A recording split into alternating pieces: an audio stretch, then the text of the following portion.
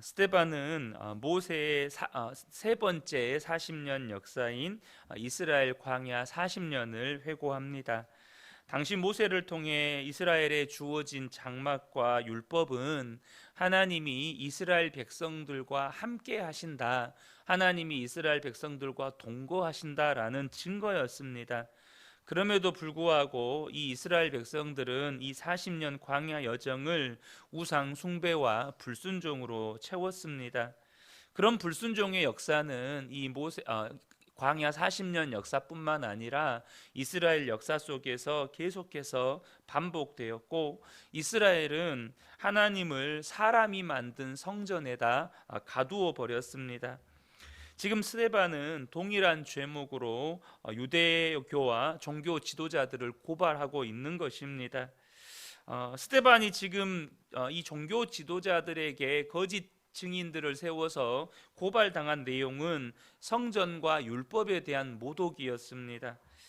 그런데 이에 대해 스데반은 과연 누가 성전과 율법을 모독했느냐라고 이 말씀을 통해서 종교 지도자들에게 되묻는 것입니다.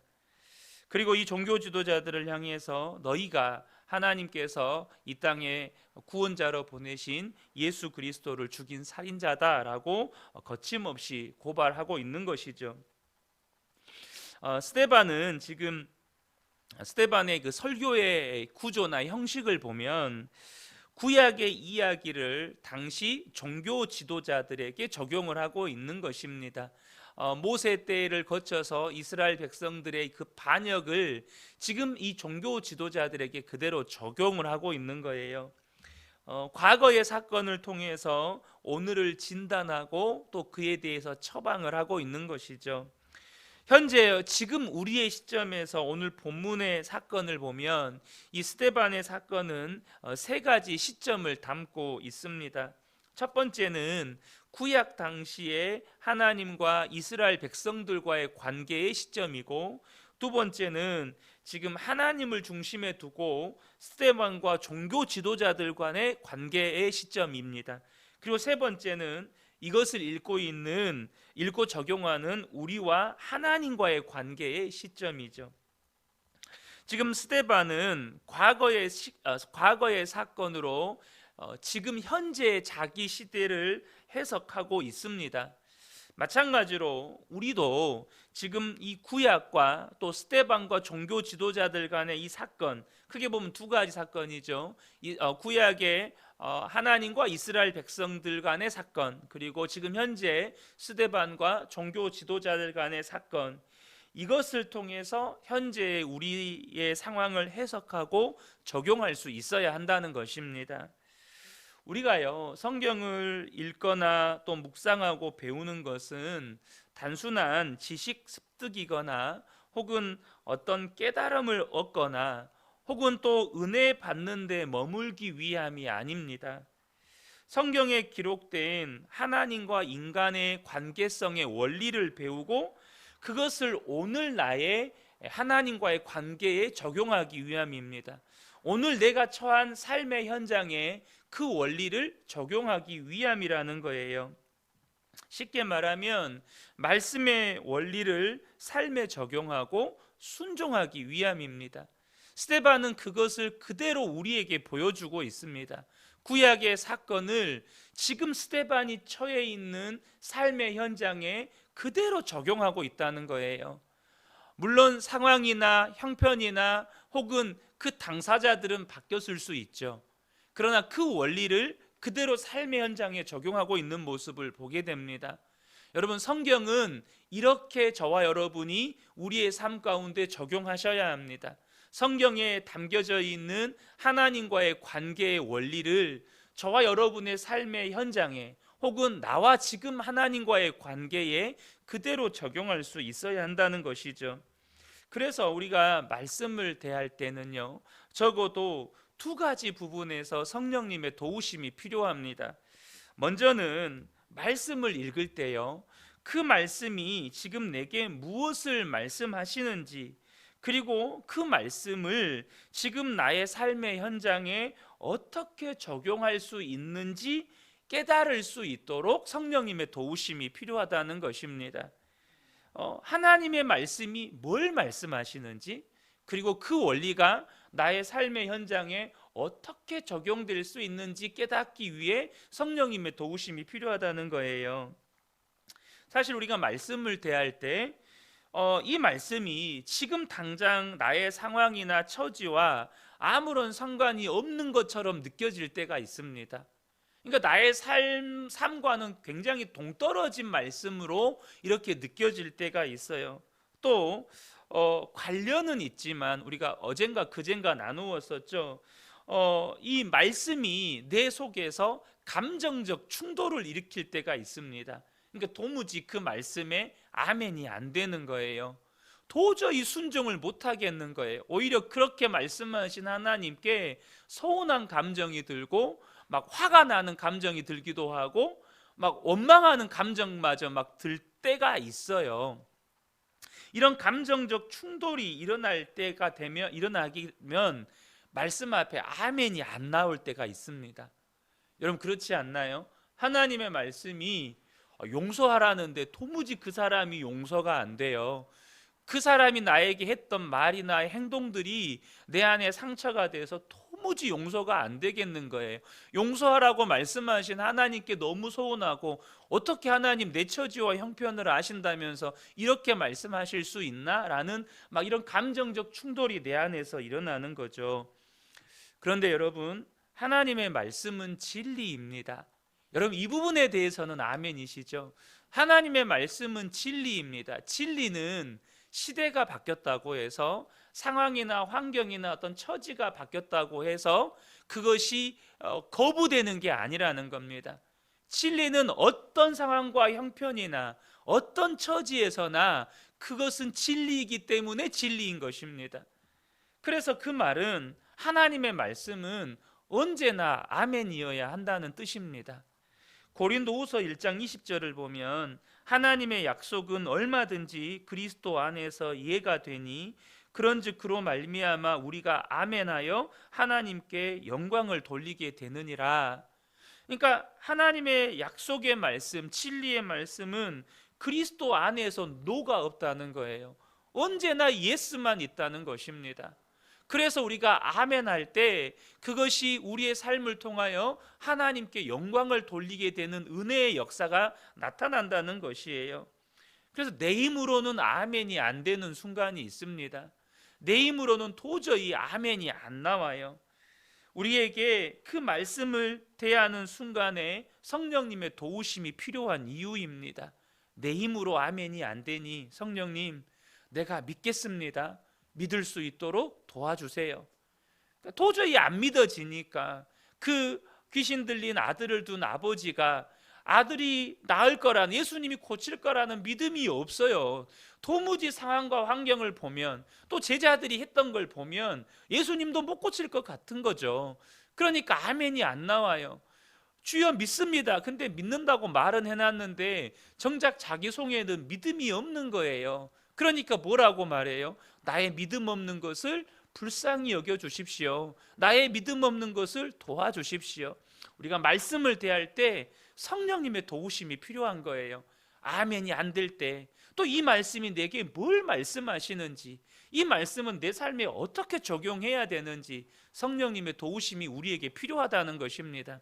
또 한 가지는 뭐냐면, 깨달은 그 말씀을 삶에 이제 적용하고 순종할 때 사실 내 안에는 순종할 힘이 없다는 것입니다.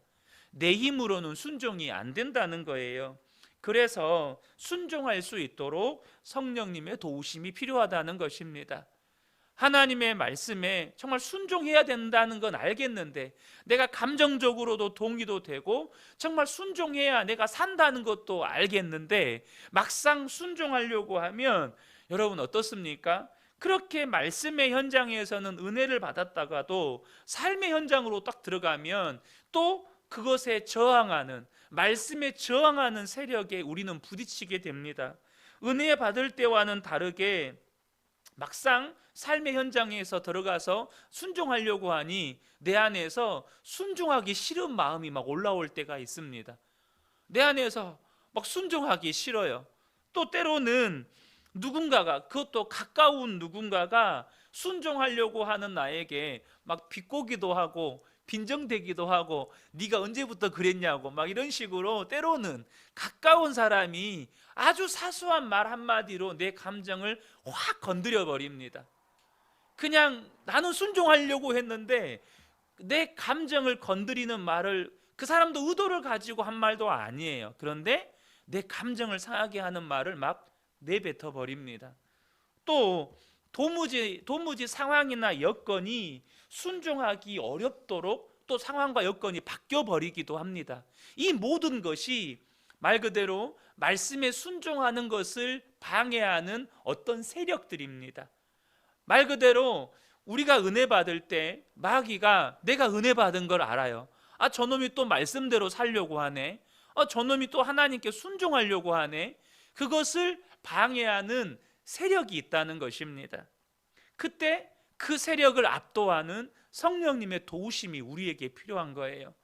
정말로 삶의 현장에 순종할 수 있도록 성령님이 끊임없이 나를 도우시고 인도하시고 힘주시고, 그런 성령님의 도우심이 우리의 삶의 현장에서 말씀에 순종해 가려고 할 때 필요하다는 것입니다. 그러므로 저와 여러분이 말씀을 대할 때나 또 말씀을 붙잡고 삶의 현장에 살아갈 때 끊임없이 성령님의 도우심을 구하는 저와 여러분 되시기를 축복합니다. 이제 스데반의 설교 중에 언급된 이 설교 내용의 골자는 뭐냐면 하나님을 향한 사람들의 반역입니다. 이스라엘 백성은 아브라함 때부터 모세 때까지 신실하게 행하신 하나님을 버리고 우상 숭배를 멈추지 않았습니다. 이런 면에서 보면 성경은 두 가지 역사가 공존합니다. 하나는 인간을 향한 하나님의 구원의 역사, 또 다른 하나는 그러한 하나님에 대한 인간의 거절과 반역의 역사입니다. 그런데 여러분, 왜 사람은 하나님을 반역했을까요? 왜 하나님께 반역했을까요? 여러분, 우상 숭배는 다양한 형태로 우리의 삶에 드러나지만 그럼에도 불구하고 우상 숭배의 핵심은 뭐냐면 하나님보다 자기 자신을 사랑하는 것입니다. 핵심은 하나님보다 자기 자신을 사랑하는 거예요. 하나님보다 자기 자신을 더 중요하게 생각하고 하나님보다 내 생각, 내 욕구, 내 계획, 내 감정이 더 중요한 거예요. 그래서 사사기 21장 25절을 보면 그때에 이스라엘에 왕이 없으므로 사람이 각기 자기의 소견에 옳은 대로 행하였더라. 핵심은 나를 더 사랑하는 거예요. 그래서 각자가 각자의 생각에 옳은 대로, 내가 원하는 거, 내가 옳다고 생각하는 거, 내가 지금 하고 싶은 거, 내가 먹고 싶은 거, 내가 만나고 싶은 사람, 뭐든지 내가 원하는 것을 하고 살았다는 거예요. 여러분, 죄라고 하는 것은 하나님과의 관계를 거절하는 인간의 자기 결정입니다. 하나님을 거절하는 인간의 자기 결정이고 그것을 다양한 형태로 표현하는 것뿐이에요. 그러므로 우리가 알아야 할 것이 하나 있는데 뭐냐면 죄에 대해서 하나님 앞에서 핑계할 수가 없다는 것입니다. 결국에는 인간의 자기 선택이거든요. 하나님을 거절하고 내가 원하는 것을 선택한 자기 결정이기 때문에 하나님의 심판대 앞에서 내가 어쩔 수 없이 그랬다고, 그럴 수밖에 없는 이유가 있었다고 핑계할 수가 없다는 것입니다. 로마서 1장 19절 20절 그리고 28절을 보면 이는 하나님을 알만한 것이 그들 속에 보임이라 하나님께서 이를 그들에게 보이셨느니라. 창세로부터 그의 보이지 아니하는 것들 곧 그의 영원하신 능력과 신성이 그가 만드신 만물에 분명히 보여 알려졌나니 그러므로 그들이 핑계하지 못할지니라. 하나님을 거절했던 것을 절대 핑계할 수 없다는 것입니다. 28절을 보면 또한 그들이 마음에 하나님 두기를 싫어하매라고 말씀합니다. 그러니까 죄라고 하는 것은 결국 뭐냐면 그들이 하나님을 마음에 두기 싫어했던, 그들이 원하는 대로, 자기 원하는 대로, 자기가 생각하는 대로, 자기 마음대로 살고 싶은 것을 다양한 우상 숭배의 형태로 표현한 것뿐입니다. 사랑하는 성도 여러분, 죄는 사람이 책임지는 것입니다. 죄를 선택한 그 모든 것에 대한 책임은 사람이 지는 거예요. 그러므로 저와 여러분이 죄에 대해서만큼은 늘 두려워하고 경계할 수 있는 영적인 깨어있음이 있기를 축복합니다. 우리가 깨어 있으셔야 돼요. 죄는 어떤 형태로든 내가 선택한 것입니다. 내 결정이에요. 하나님 따르기를 싫어하고 내가 원하는 대로 살고 싶어하는 자기 결정입니다. 그러므로 여러분, 죄를 무서워하는 저와 여러분들 되시기를 축복합니다. 그러니까 죄 짓는 것을 두려워하실 줄 아셔야 한다는 거예요. 특별히 오늘 본문은 다시 한번 인간의 본성의 악함, 인간의 본성이 얼마나 악한지를 다시 한번 우리에게 보여주는데요. 지금 스데반이 솔로몬 성전을 포함해서 이 성전 건물을 사람의 손으로 만들었다고 묘사를 합니다. 다시 말하면 사람의 손으로 만들어진 그 성전 안에서 이스라엘의 역사 속에서 끊임없이 우상 숭배가 반복이 되는데, 그래서 스데반은 그것을 우상 신전이라는 의미로서 이것을 말하고 있는 것입니다. 이것은 당시 종교 지도자들에게 하나님의 성전이라고 여겼던 이 종교 지도자들에게는 엄청난 모욕입니다. 더 나아가 이 스데반은 종교 지도자들 역시 구약 백성들처럼 율법을 어긴 자들이라고 말하는 것입니다. 그러니까 그들 스스로는 자기들만큼 율법을 제대로 지키고 자기들만큼 하나님을 제대로 섬기고 있다고 섬기는 사람이 없다고 믿는 이 종교 지도자들에게 엄청난 그들의 자존심을 짓밟는 발언을 한 거예요. 이제 이 스데반에게는 분노한 이 종교 지도자들의 폭력만 남아 있는 것이죠. 더 이상 종교 지도자들은 이제 스데반의 설교 후에 질문 같은 거 하지 않습니다. 스데반을 돌로 쳐서 죽이는 거죠. 여러분, 지금 이 종교 지도자들 안에 있는 본성, 이게 사람이 가지고 있는 무서운 본성인데요. 사람이 자존심이 상하고 감정이 상하면 진리에 대한 분별력이 사라진다는 것입니다. 다시 말하면 지금 자기들의 자존심을 짓밟았다고 해서 그것을 이유로 스데반과 이 지금 계속 신문하고 있는 과정이잖아요. 그런데 그들 스스로가 그 신문 과정마저 포기해 버립니다. 다시 말하면 진리를 검증하는 걸 포기해 버려요. 이유는 내 자존심이 상했다는 거예요. 내 감정이 상했다는 거예요. 더 이상의 질문도 없이 이젠 스데반을 돌로 쳐서 죽입니다. 사랑하는 성도 여러분, 저와 여러분이 신앙생활을 하면서 절대 놓치지 말아야 할 것이 있습니다. 그것은 뭐냐면 진리를 분별하는 과정은 절대 놓치시면 안 돼요. 때로는 우리가 감정이 상할 수 있고 때로는 자존심이 상할 수도 있지만, 그럼에도 불구하고 여러분, 하나님의 말씀이 정말로 하나님의 말씀인가? 이것이 정말 지금 나에게 주시는 말씀인가? 이것을 돌아보고 분별하는 이 과정을 절대 포기하시면 안 된다는 것입니다.